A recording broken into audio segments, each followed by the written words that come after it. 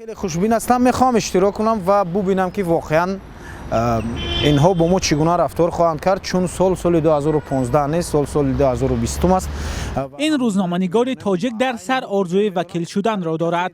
او که به تازگی از روزنامه‌نگاری به صاحبکاری گذشته است، حالا می‌خواهد یکی از 63 کرسی مجلس نمایندگان را صاحب شود، هرچند راهش را هموار نمی‌بیند. دارون زیاد مثلا می‌نویسند، ببینید در کامنت‌ها هم نویسند که خوب شاید بعد این برای بالای من فشار می‌شود، بالای خانواده من فشار می‌شود، ولی من واقعا نمی‌دونم که برای چی باید بالای من یا بالای خانواده من فشار شود، چون من اصلا یک نفری هستم که سالها در همین مثلا در همین تاجیکستان زندگی کردم، یک ساکنی همین شهر دوشنبه هستم، با هیچ سازمان و حزب هم همکاری ندارم، از هیچ کس هم بار هم پول هم نگرفتم، هر کاری که کردم با مهنت خودم کار کردم.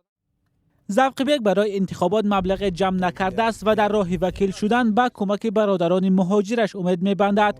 این روزنامه‌نگار رد نمی‌کند که بعضی‌ها به خودجوش بودن تصمیم او باور ندارند. یعنی هر چیزی که من تو امروز دارم از پس من کسی نیست، از پس تصمیم من کسی نیست، از پس من تنها اون برادران مهاجرم هستند که در اگر معرکه پیش از انتخاباتی هم هر مبلغی که لازم میشود ما را کمک میکنند. هدف اصلی زوقی شکستن بعضی قالب‌های شخص شده در جامعه تاجیکستان است که به شخصان آزاد اندیش با شبهه نگاه میکنند.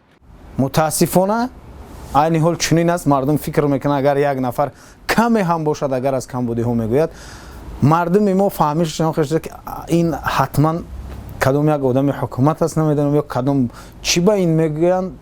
بعضی کمبودی ها را، همه کمبودی را نه، بعضیش کمبودی ها را میگوید ولی آزاد میگرده.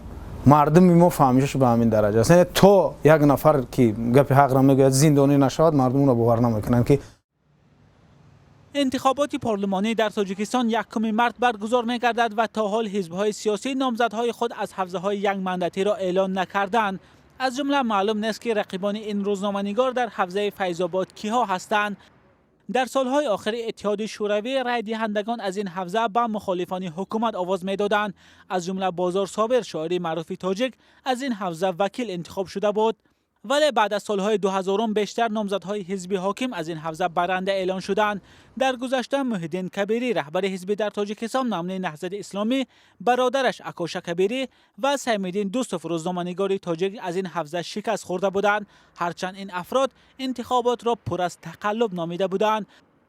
حالا زوقی سالیها از راه خود پیشبری می‌خواهد نامزدیش را پیشبری کند و به فرق از دیگر نامزدها برنامه مشخصی ندارد. من فقط میتوانم درباره اونو به شما وعده کردن نمیتوانم، برای اونو بینا و راه و پول ساختن نمیتوانم، وعده های دروغ هم دادن نمیتوانم.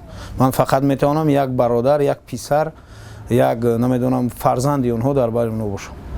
مثلا اگر وعده میکند نامزد که راه شما ویرون است، من راه شما را میکنم، از کدام بودجه، از کجا میکند؟